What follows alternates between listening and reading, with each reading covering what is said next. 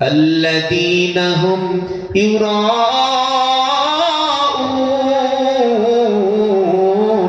ওই সমস্ত নামাজীদের জন্য জাহান্নাম যারা লোক দেখানো সালাত আদায় করে। লোক দেখানো নামাজ, জীবনে নামাজ পড়ে না, বাড়ির কাছে অনুষ্ঠান হচ্ছে, বাড়ির কাছে কোনো একটা অনুষ্ঠান, টুপি মাথায় দিয়ে আল্লাহু আকবার, ওযু আছে কিনা খবর নাই, কি বুঝলেন?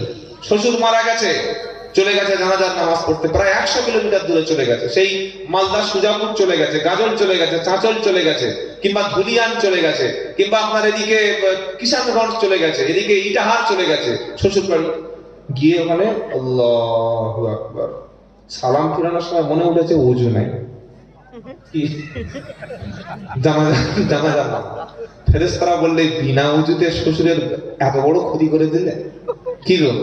জানাজা মানে হলো দোয়া। জানাজা মানে কি? দোয়া। কারণ জানাজার সালাম ফিরানোর আগে একটা দোয়া আছে, আছে না? আছে না? আল্লাহুম্মা গফিরলি হাইয়িনা ওয়া মাইয়িতিনা ওয়া শাহিদিনা ওয়া গায়িবিনা ওয়া সগীরিনা ওয়া কাবীরিনা ওয়া যাকারিনা ওয়া উনসানা। আছে না? আছে না? আমি বানাচ্ছি এগুলো, কি গো?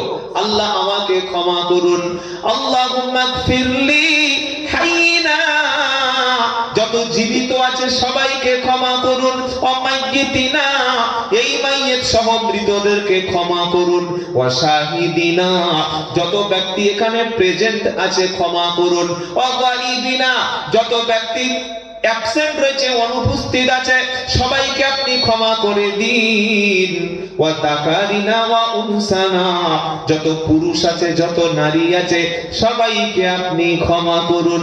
সালাম ফিরানোর সময় মনে উঠেছে ওযু নাই, বিনা ওযুতে নামাজ। কি ভুল করলে বুঝতে পারলেন বাবা? বুঝতে পেরেছেন তো? সেজন্য নামাজ যেন লোক দেখানো না হয়, আল্লাহর সন্তুষ্টির জন্য পড়বো, বলুন ইনশাআল্লাহ। যাই হোক, সূরা মাউন থেকে কিছু কথা শুনিলাম। এই লোকটার মধ্যে 3টি বদ অভ্যাস ছিল, 4টি। যেদিন সূরা মাউনটা নিজে বাংলা উচ্চারণ করে পড়ে নিতে পারলেন, তারপরের দিন থেকে গোটা কোরআনুল কারীম খুলে খুলে দেখছিস এত বড় ভুল আমি করেছি। সেজন্য যুবকেরা, আপনারা প্রত্যেকে কোরআনুল কারীমের অনুবাদ কিনবেন, যেখানে বুঝতে অসুবিধা হবে উলামাদের কাছে জিজ্ঞাসা করবেন, বলুন ইনশাআল্লাহ, বলুন ইনশাআল্লাহ। আল্লাহ তৌফিক দিক, সকলে বলুন আমিন। চলুন আমার সাবজেক্ট যেটা ছিল তাওবা, এটা নিয়ে একটু আলোচনা করি। আপনারা অসন্তুষ্ট হচ্ছেন না তো? কষ্ট হচ্ছে না তো আপনাদের? দেখি একটু তাকবীর দিন, লিল্লাহি তাকবীর, লিল্লাহি তাকবীর। আল কোরআনের আলো, আল হাদিসের আলো সবার ঘরে জ্বলবে তো? জ্বলবে ইনশাআল্লাহ? নাকি মোবাইলের আলো, কি গো, টেলিভিশনের আলো? কোরআন দিয়ে ঘর জ্বালান, ইনশাআল্লাহ দুনিয়ায় শান্তি পাবেন, আখিরাতেও শান্তি পাবেন ইনশাআল্লাহ, ইনশাআল্লাহ, ইনশাআল্লাহ। এই যে আলেম ওলামা সব বসে আছে, অনেক মাদ্রাসার শিক্ষক আছেন, শিক্ষকদের আর আলেম ওলামাদের, ইমামদের বেতন এই সমাজে সবচাইতে বেশি না সবচাইতে কম? সবচাইতে কম, একদম লো কোয়ালিটির একটা বেতন দেওয়া হয়, যেটা কোনো কাজের লোককে দেওয়া হয় না, ঝাড়ুদারকে দেওয়া হয় না, মেথরকে দেওয়া হয় না, যেটা নাপিতকে দেওয়া হয় না, যেটা ড্রাইভারকে দেওয়া হয় না, যেটা রাজমিস্ত্রিকে দেওয়া হয় না, যেটা লেবারকে দেওয়া হয় না। একটা লেবার 500 টাকা কাজ করলে মাসে মান্থলি তার স্যালারি মিনিমাম 15,000, বুঝতে পারছেন না? আর কোন ইমাম সাহেবের মাইনে আপনাদের কোনখানে? এটা কুমারগঞ্জ না গঙ্গারামপুর? কুমারগঞ্জ থানা। কুমারগঞ্জ থানায় এখানে কোন ইমাম সাহেবের বেতন 15,000 টাকা আছে কিনা আমি অন্তত জানি না, আপনারা থাকলে একটু আমাকে বলবেন যে হ্যাঁ আছে, আছে। মসজিদ যে ফকিরের অবস্থায় চলছে, মসজিদ যে মাটির ব্যাপারটা তা না। মসজিদের আয় ব্যয় হিসাব বছরে দেখলে দেখবেন 23,24,77,572 টাকা 29 পয়সা, এটা ক্যাশে রয়েছে। এক বছরে বাৎসরিক বাজেট পেশ করছে, আর ইমামের বেতন 4, 5, 6, 7, 8। ইমাম সাহেব শীতকালে ওযু ছাড়াই হাফ নামাজ চালিয়ে দিয়েছে। বলে ওযু কি হলো? বললে কত ওযু করব, ফজরে একবার ওযু করেছি, ওতে এশায় চলুক। বললে কেন? বলে 6,000 টাকা যদি এক মাস চলে, তোমার ফজর যদি সারাদিন চলুক। কি বুঝ, খুব সাবধান, ইমামদের বেতনটা বাড়িয়ে দেবে, কারণ নামাজ হওয়ার ব্যাপারে খুব সন্দেহ আছে। বর্তমান সিচুয়েশনে মিনিমাম 10,000 টাকা। মিনিমাম কত? 10। মিনিমাম 10,000 টাকা একটু হাতে দেবে, ধরুন ইনশাআল্লাহ। টাইলস বসিয়েছেন, আপনার মসজিদ মডিফাই হয়েছে, বিউটিফাই হয়েছে, লাইটিং হয়েছে, সুন্দর ডেকোরেটরস, এত সুন্দর মাইক, আজান দিলে আশেপাশে 10 কিলোমিটার দূর থেকে আওয়াজ পৌঁছে যায়। কিন্তু ইমামকে যে বেতন দিচ্ছেন, সংসার চলছে না। আর প্রত্যেকটা মসজিদে যদি বাচ্চাদের কোরআন শেখানো বাধ্যতামূলক, অপরিহার্য যদি না করেন, মনে রাখবেন আপনার গ্রামের পরবর্তী প্রজন্ম যে ছেলেরা আসবে, কেউ চোর, কেউ ডাকাত, কেউ মাতাল, কেউ ফেন্সিডিল, কেউ গাঁজা, কেউ মদ, কেউ লটারি, যত রকমের শরীয়ত বিরোধী কাজ আছে সব এই ছেলেদের মধ্যে থাকবে। যেহেতু জন্মের পরে তাদের জ্ঞান হওয়ার আগেই তারা কোরআনের মতো নূর পায়নি, কোরআনের মতো হেদায়েত পায়নি, নামাজটা জানেনি, ইসলাম জানেনি, তাই তারা এমন জানোয়ার তৈরি হয়ে গেছে। আমরা আমাদের সন্তানদের মানুষ করতে চাই না জানোয়ার করতে চাই? জোরে বল, জানোয়ার কি করতে চাই? জোরে বলুন। গরুর পেট থেকে গরু হলে কোন স্কুলে ভর্তি লাগে না। কুকুরের পেট থেকে কুকুর হলে ওকে কেজিতে দেওয়া লাগে না। ছাগলের পেট থেকে ছাগল হলে ওকে কোনো মাধ্যমিক পাস করতে, দেখেছেন যে বড় ছাগল মাধ্যমিক পাস করেছে কি না, লাগে না। কিন্তু মানুষের পেট থেকে মানুষ বার হলেই ওকে মানুষ বলা যায় না। ওকে প্রথম যেটা দিতে হবে সেটার নাম শিক্ষা, সেটার নাম এডুকেশন, সেটার নাম ইলম, সেটার নাম তার পথ চলার মতো, জীবনে বাঁচার মতো জেনারেল এন্ড অ্যারাবিক। আল্লাহ থেকে ভয় কি করে তৈরি হবে, আর আমার সন্তানটা সামাজিক কিভাবে হবে, এটার জন্য school, high school, college, university must.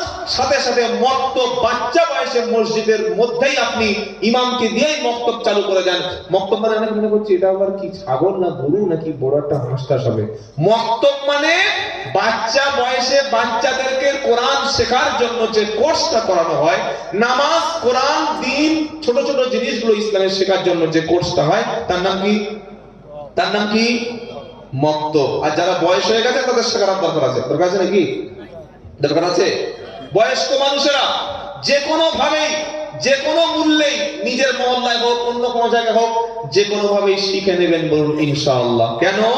কুল হাল ইয়াস্তাবিল্লাযীনা ইয়ালামুনা ওয়াল্লাযীনা লা ইয়ালামুন।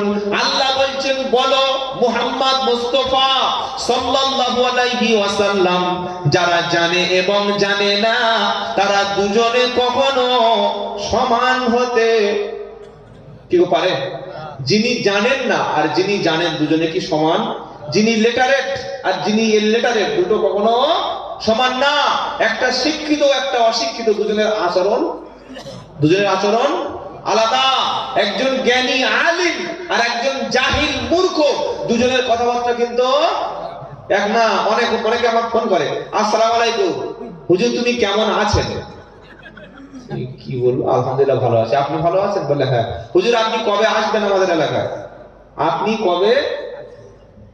কবে আসবেন? আসবেন হবে না আসবে হবে?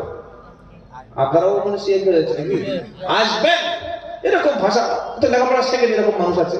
তাই আমরা আজ থেকে আমাদের সন্তানদের, একটাও সন্তান, প্রত্যেক সন্তানকে মিনিমাম তাকে অন্তত উচ্চ মাধ্যমিকটা পাস করাবেন, তারপরে কাজ দেওয়া যায়, তারপরে কাজ করুন, কোনো অসুবিধা নেই। আর সাথে সাথে বাচ্চা 8 বছর হওয়ার আগে আপনার মসজিদে মক্তব চালু করুন, করে কোরআন যেন সহি করে পড়তে পারে, নামাজটা যেন সঠিক করে জানে, ইসলামের বিধি বিধান, হালাল হারাম, জায়েজ নাজায়েজ কোনটা, এটা যেন সে জানতে পারে। বিয়ের রাতটাই, বিয়ে করে তার 3 দিন 4 দিন পরে গিয়েছে বাসর রাতে, নাপাক হয়ে গেছে, এবার গোসল করতে হবে কি হবে না? না শীতকালে গোসলের দরকার নেই? দরকার আছে? গোসল জানে না, তাকে শিখতে দেওয়া হয়নি। তাই আমরা আমাদের সন্তানদের লেখাপড়া শেখাতে বলুন ইনশাআল্লাহ। চলো আলোচনা করি। তাওবা শব্দের অর্থ হচ্ছে অনুতপ্ত হওয়া, ফিরে আসা, ইউটার্ন নেওয়া, ব্যাক হয়ে আসা, পাপের রাস্তা থেকে ছেড়ে যাওয়া। তাওবা মানে কি বলুন? পাপের রাস্তা থেকে নিজেকে ফিরিয়ে আনা। আল্লাহ তাআলা সূরার নাম তাওবা বলে একটা সূরা দিয়েছেন, দিয়েছেন না দেয় নাই? কোরআনে সূরা তাওবা বলে একটা সূরা নাই?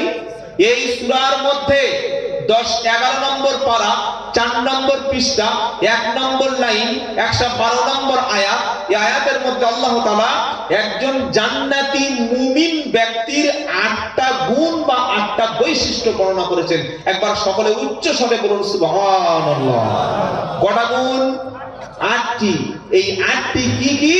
এই 8টি কোয়ালিটি যার মধ্যে থাকবে সে জান্নাতি। জান্নাতি বলুন সুবহানাল্লাহ। কি কি? আত-তাইবুনাল আবিদুনাল হামিদুনাস সাইহুনার রাকিউনাস সাজিদুন আস-সাজিদুনাল আমিরুনা বিল মা'রুফি ওয়ান নাহুনা আনিল মুনকার ওয়াল হাফিযুনা লিহুদুদিল্লাহি ওয়া বাশশিরিল মুমিনিন। আল্লাহু আকবার। জোরে বলুন। আল্লাহর সঙ্গে কার কার ঝামেলা আছে? সবার। কি গো, আল্লাহর নাম উচ্চারণ জোরে করা যায় না? আল্লাহু আকবার। জোরে বলুন। আল্লাহর স্লোগান, শ্রেষ্ঠ স্লোগান।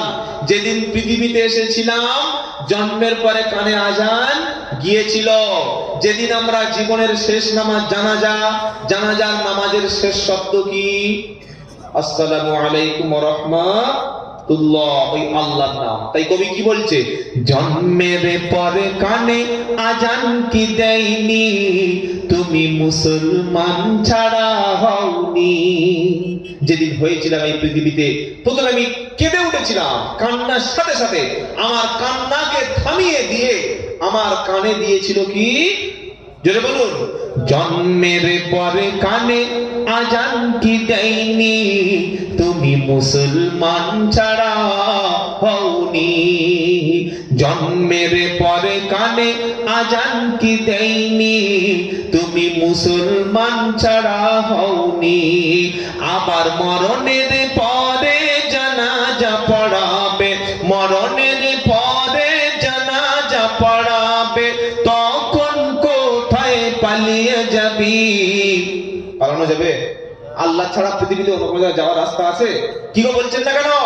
আল্লাহ বলছেন ইয়া মা'শারাল জিন্নি ওয়াল ইনসি ইনিস্তাতাওয়াতুম আও তানফুদু মিন আকতারিস সামাওয়াতি ওয়াল আরদ ফানফুদু লা তানফুদুনা ইল্লা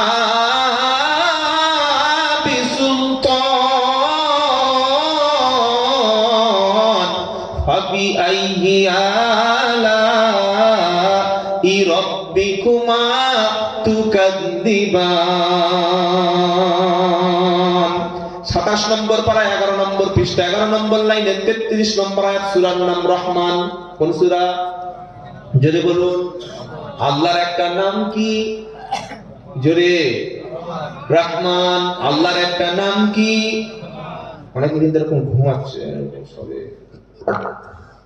এটা ঘুমানোর ছোট্ট 1 মিনিটের গল্প বলবো। এটা কিন্তু কোরআন হাদিস না, এটা গল্প, স্টোরি, শিক্ষার গল্প। হ্যাঁ, একটা লোক নতুন জামাই এলাকায় এসছে। ওর বাড়ি ধরুন সেই গঙ্গারামপুর বা তপন থেকে এসছে। তপন মহিপাল তপন থেকে এসছে, কুশমান্ডি থেকে শ্বশুর বাড়ি এসছে। তো বললে আব্দুল্লাহ জুবাইর এসছে নাকি? বলে চল মালটা দেখে আসি কেমন। কি বুঝলেন? একদম মাঝখানে এসছে। আর সারা রাত তার আগে ঘুমায়নি তো নতুন জামাই। শ্বশুর বাড়ি এসে আর ওই জলসার মাঝখানে বসে বসে একদম ওই বাদাম টাদাম কিছুক্ষণ খেয়ে পানি টানি খেয়ে একটু হালকা ঠান্ডা, খুব সুন্দর একটা মনোরম পরিবেশ, আর ঘুমিয়ে পড়েছে। তো এখন হুজুর বলছে, আমার আগে যে হযরত কালেকশন করছিলেন, একটু চার ব্যবস্থা কালেকশন করছিলেন, তো বলছে বাবা কে দেবে 50,000 টাকা? কে দেবে? আল্লাহর বান্দা কে আছো?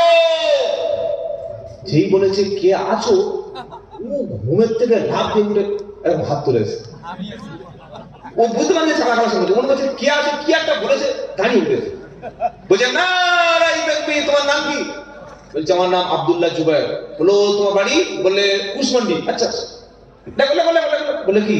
বলে আব্দুল্লাহ জুবায়ের কুশমান্ডি 50,000 টাকা জিন্দাবাদ। মনে করছে সর্বনাশ, ঘুম থেকে উঠে হাতটা তুলে কি সর্বনাশ করলাম আমি। হুজুর বলেছে কে আছো উঠে দাও 50,000। আর ও মনে করছে উড়ে দাঁড়িয়ে ঘুম থেকে, ঘুমের তো কোনো চেতনা নেই, কি বুঝলেন? তারপরে হাই হাই হাই হাই করছে, ওর ব্লাড প্রেশার বিবি হাত বেড়ে গেছে। বাড়িতে গিয়ে ডাক্তার বলছে তোমার ব্লাড প্রেশারের অবস্থা হাই প্রেশার হয়ে গেছে, 50,000 টাকা, কি বুঝলেন? তো আমার আগে হজরত এই যাদের মাথায় পাগড়ি হয়েছে ওদেরও ধরেছিল গুছিয়ে, বলে 10 করে দাও। তা ভাবছি ভিক্ষার দরকার নেই, কুকুরটা ঠেকা, কি বুঝলেন? তো ঘুমানো লোকের খুব বিপদ আছে, বিশেষ করে এখানে ঘুমাবেন না। যদি খুব ঘুম লাগে একদম লে ডাউন, সোজা বেডে শুয়ে পড়ুন, বেড রয়েছে শুয়ে পড়ুন। আর একটা বিপদ আছে মসজিদে ঘুমালে। কখন কখন কোন দিন? ইয়া আইয়ুহাল্লাযীনা আমানু ইযা নুদিয়া লিস-সালাতি মিন ইয়াউমিল জুমআতি ফাসআউ ইলা যিকরিল্লাহ ওয়া দারুল বায়' যালিকুম খায়রুল লাকুম ইন কুনতুম তা'লামুন। আল্লাহু আকবার। 28 নম্বর পারা, 13 নম্বর পৃষ্ঠা, 5 নম্বর লাইনের 10 নম্বর আয়াত। সূরার নাম জুমা। সুবহানাল্লাহ বলবেন না? জুমার জন্য আল্লাহ একটা সূরা নাযিল করেছেন স্পেশালি। সুবহানাল্লাহ বিহামদিহি। কি বলছেন? ইয়া আইয়ুহাল্লাযীনা আমানু ইযা নুদিয়া লিস-সালাতি মিন ইয়াউমিল জুমআতি ফাসআউ ইলা যিকরিল্লাহি ওয়া দারুল বায়' যালিকুম খায়রুল লাকুম ইন কুনতুম তা'লামুন। ওই ইমানদারেরা, ইদা যখন, নুদিয়া লিস-সালাতি তোমাকে ডাকা হবে, মি ইয়াউমিল জুমআ জুমার দিনে যখন তোমাকে নামাজের দিকে ডাকা হবে, ফাসআউ চলে এসো, দৌড়ে এসো, দ্রুত এসো, ইলা যিকরিল্লাহ। এখানে যিকরিল্লাহ মানে আল্লাহর স্মরণ, আল্লাহর নামাজ। বলুন না সুবহানাল্লাহ। কে বলছেন? আল্লাহ। জুমার দিনে আজান হবে, তখন দোকান বন্ধ হবে। জুমার দিনে আজান হবে, মাঠের কাজটা তখন বন্ধ হবে। জুমার দিনে আজান হবে, অফিস তখন বন্ধ হবে। জুমার দিনে যখন আজান হবে, সঙ্গে সঙ্গে আওয়াজ কানে যাওয়ার পরে দুনিয়ার কাজটা তুমি ছেড়ে দেবে। ইদানু দিয়ালিস সালাতি মি ইয়াউমিল জুমআতি ফাসআউ ইলা যিকরিল্লাহ ফাসআউ ইলা যিকরিল্লাহ। আমার স্মরণের দিকে তোমরা দ্রুত ধাবিত হও। কেন? যালিকুম খায়রুল লাকুম ইন কুনতুম তা'লামুন। যদি তোমরা বুঝে থাকো এটা তোমাদের জন্য কল্যাণকর। ব্যবসা বাণিজ্য কাজ কর্ম সংসার সব ত্যাগ করে চলে এসো কোথায়? নামাজে। জুমার দিন এসেছে, আমরা জুমার দিন কখন যাই? খুতবা চালু হলে, খুতবা শেষ হয়ে গেছে আর 5 মিনিট বাকি আছে, ওই সময় মসজিদে ঢুকে পড়েছে। এত জোরে ছুটে ঢুকেছে, পায়ের জুতোটা ও যাওয়ার আগে মসজিদের মধ্যে গিয়ে পড়ে। কি বুঝলেন? লোক মনে করছে জুমার দিনে জুতার বৃষ্টি করতে হচ্ছে, ও যেতে পারে নাই। হাওয়াই চপ্পলটা, খাদিমসটা, প্যারাগনটা আগে গিয়ে পড়ছে। তার মানে বলছে আমি না যেতে পারলে জুতো আগে পৌঁছে গেছে। আল্লাহর নবী বলছেন খবরদার, মসজিদে আসার জন্য তোমরা তাড়াহুড়া করো না। আস্তে আস্তে, স্লোলি, আস্তে আস্তে করে ধীর স্থির ভাবে, যাতে তুমি আরামে আসতে পারো। হয়তো অনেক লোক দেখবেন এই আসরের নামাজ ধরুন 4:45 বা 4টে জামাত হবে বা 3:30, উনি বাড়ি থেকে বার হয়েছে 28, এই জামাত তো শুরু হয়ে গেছে, তাড়াহুড়া একদম স্পিডে এসেই ঠোকর খেয়ে পড়ে গিয়ে অসুস্থ হয়ে যায়। কি যায় না? এই জন্য ইসলামে নামাজে আসার জন্য, জামাতে আসার জন্য দৌড়াদৌড়ি করে, তাড়াহুড়া করে আসার কোনো প্রয়োজন ইসলাম করেনি। আপনি আস্তে আস্তে আসুন, কারণ ইসলাম চায় না যে আপনি রাস্তা পড়ে গিয়ে আনফরচুনেটলি যদি ইনজুরি হয়ে যান, এর দায়ভার ইসলাম নেবে না। আল্লাহ নবী সাল্লাল্লাহু আলাইহি ওয়াসাল্লাম বলেছেন নামাজ যখন শুরু হবে, জামাত তুমি আস্তে আস্তে ধীরে স্থিরভাবে হেঁটে আসো, তুমি এসেও যদি দেখতে পাও নামাজ হয়েও গেছে, তোমার নিয়ত ছিল আমি মসজিদে গিয়ে নামাজ পড়বো, এর জন্য জামাতের নেকি দিয়ে দিবেন কে? যেটা বলুন সুবহানাল্লাহ। যেন নামাজে যাওয়ার জন্য তাড়াহুড়ার কোনো প্রয়োজন, মানে জামাতে যাওয়ার জন্য দৌড়াদৌড়ি করবো না, আস্তে আস্তে একটু ধীরে স্থিরভাবে হেঁটে যাব, যাতে আমি গিয়ে জামাতে অংশগ্রহণ করতে পারি ইনশাআল্লাহ। বলেন তুই এসে দেখছে নামাজ শুরু হয়ে গেছে, খুতবা চলছে, খুতবার সময় ঘুম আসে না নাই? কি গো, ইমাম সাহেব খুতবা পড়ছে, এরকম ঘুমিয়ে ঘুমিয়ে ঘুমিয়ে পড়ে গেছে, পাশের লোক বলছে কি হলো, কি হলো? Well your own machine. কি হলো কাকা? তুমি ঘুমিয়ে পড়ে গেলে, আমি তোমাকে বললাম উঠে অজুটা করে এসো, কারণ ঘুমালে অজু। আর যারা চুপচাপ আছেন থাকে, সকলে এক বাক্যে বলুন, ঘুমালে অজু থাকা। এই ব্যাপারটা ভালো লাগলো। কি গো, আপনার মনে হচ্ছে তো সব বোবা। শ্বশুর বাড়ি গিয়েছেন, শ্বশুর জিজ্ঞাসা করছে আসসালামু আলাইকুম। আরে আপনাদের নয়, শ্বশুর জিজ্ঞাসা করছে। তারপর নতুন জামাই, কি হলো? বিয়ের দিন তো নতুন জামাইরা মুখে কাপড় দেয়, দেয় কি দেয় না? কি করোনা নাকি? এই যে করোনা, লজ্জা। আমাকে দিলেন নাকি বাবা? এরা কাপে এনেছে না, খেতে খেতে সেই জুন মাস করে গেছে, ভয়ঙ্কর গরমটা।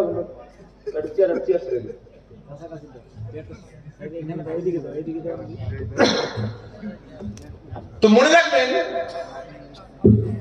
জুমার দিনে ঘুমিয়ে পড়ে নামাজের আগে ওযু নষ্ট করে দেয়, এইরকম মুসাল্লির সংখ্যা আমাদের চোখে পড়ে না? আমি বানিয়ে বলছি, পড়ে কি পড়ে না? পাশের একটা জওয়ান ছেলে, সেই ইসলামের কিছু শিখেছে কোন আলেমদের কাছ থেকে বা কোন জায়গা থেকে শিখেছে, শিখে বলছে চাচা আমি শুনেছি এবং আমি পারফেক্ট এটা জানি যে ওযু অবস্থায় কেউ পড়ে গেলে কনফার্ম তার ওযুটা, ঘুমিয়ে ঘুমিয়ে পড়ে গেলে ওযু ব্রেক হয়ে যায়, ওযু ভেঙে যায়, ওযু নষ্ট হয়ে যায়, ওযুটা টুটে যায়, ওযুটা ফাসাদ হয়ে যায়, ফাসাদ হয়ে যায়।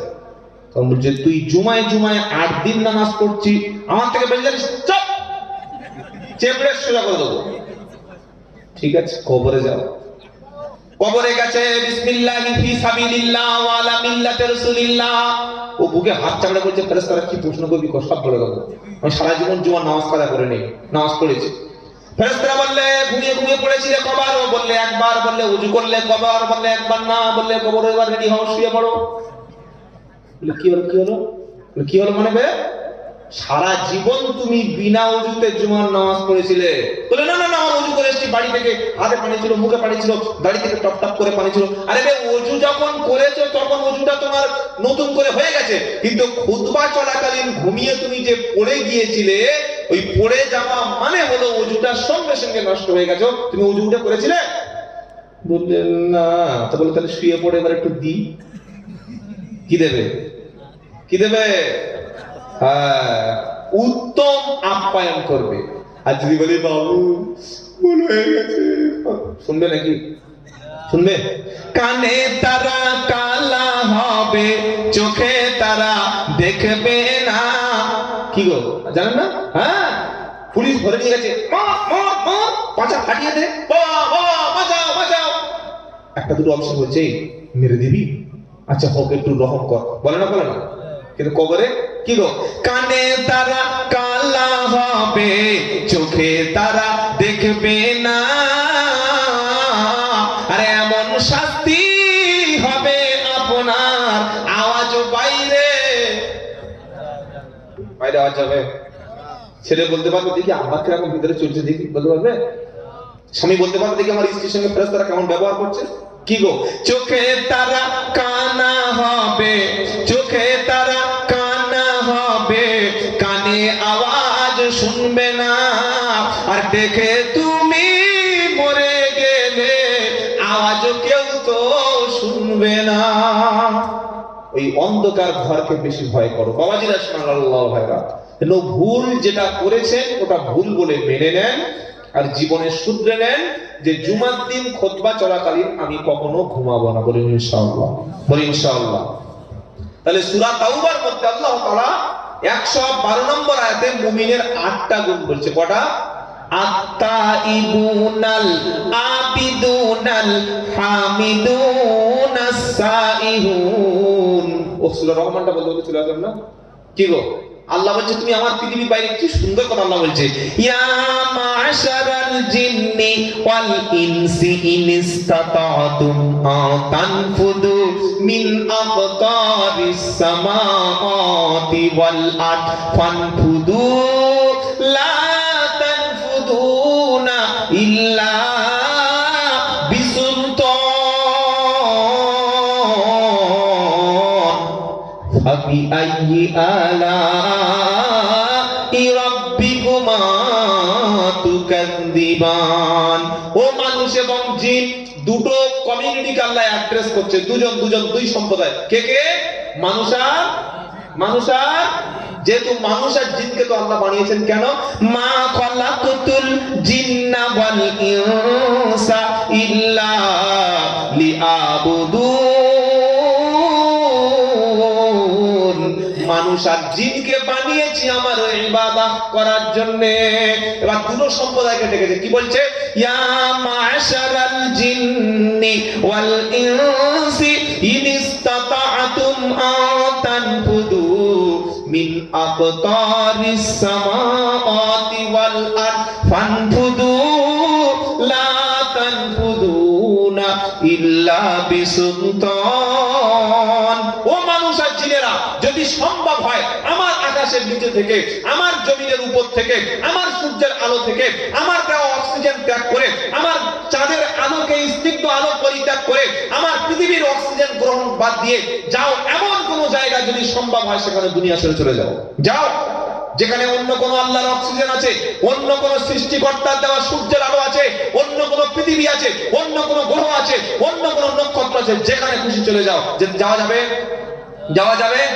আল্লাহ বলছে ফানফুদু লা তানফুদুনা ইল্লা বিসুলতান। সম্ভব হবে না, যেখানে যাবেন সেখানেই আমার ক্ষমতা, সেখানেই আমি আল্লাহ। জোরে বলুন সুবহানাল্লাহ। সুতরাং আমরা যে তওবা করব, আল্লাহর কাছে ফিরে আসব, আর যদি ফিরে আসতে পারি, তওবার মতো তওবা করতে পারি, আমরা আজকে মাসুম বিগুনাহ হয়ে বাড়ি চলে যাব। জোরে বলুন। তাহলে সূরা তাওবায় মুমিনের যে 8টা কোয়ালিটি আছে, 8টা কোয়ালিটি বা 8টা, সত্যিকার আমার হাতটাই পুড়ে গেছে, মানে এই মাথা চালা করছে। আলহামদুলিল্লাহ। বাবাজিরা, আল্লাহ ভাইরা, তাহলে সূরা তাওবার মধ্যে প্রথম কোয়ালিটি কি? তাওবা। প্রথম কোয়ালিটি কি মুমিনের? প্রথম কোয়ালিটি কি?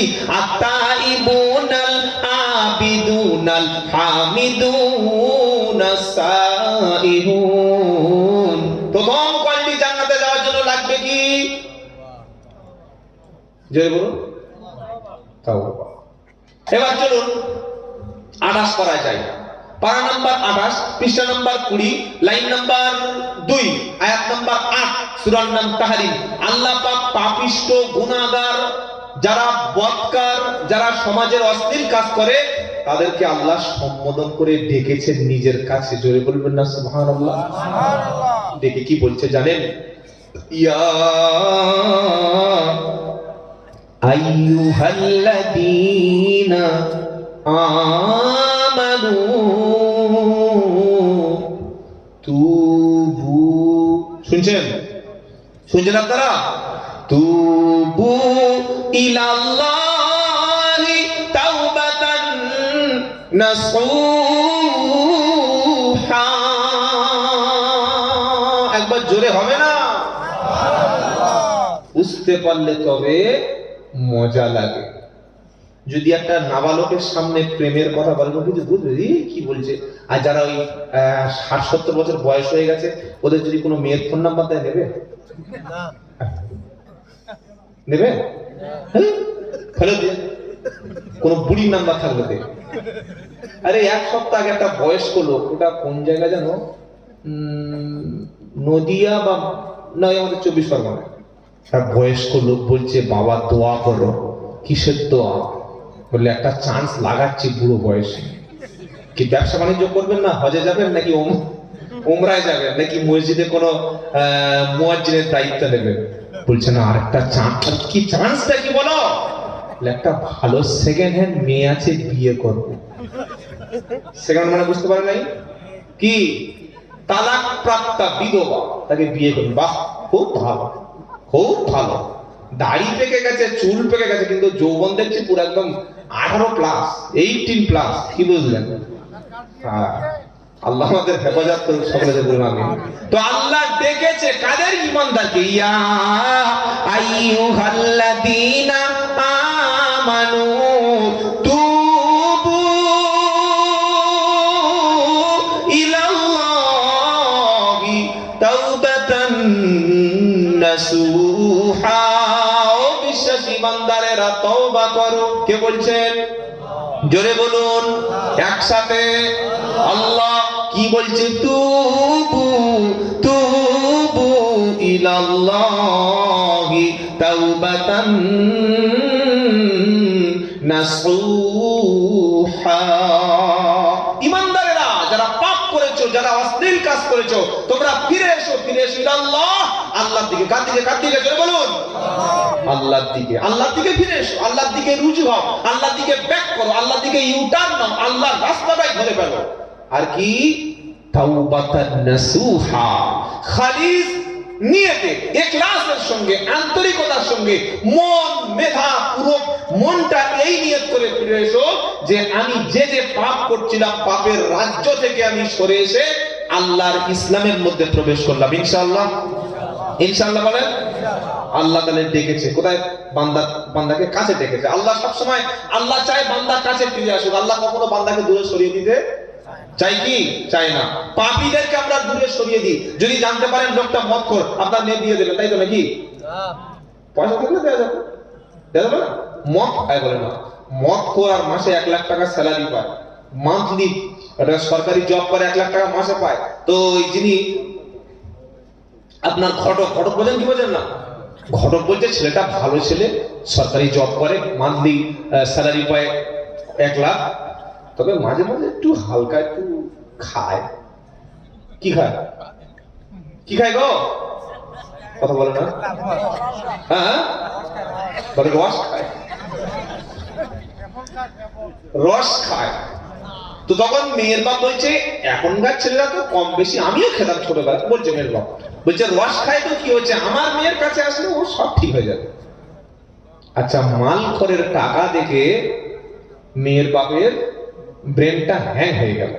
কাজটা ঠিক হলো কি? কি বুঝলেন? আমরা পাপীদেরকে ঘৃণা করি, খুনিদেরকে ঘৃণা করি, কি করি না?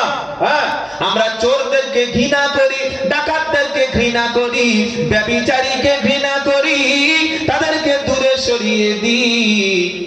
কিন্তু আমার আল্লাহ ডেকে নিয়েছে কাছে। জোরে বলুন।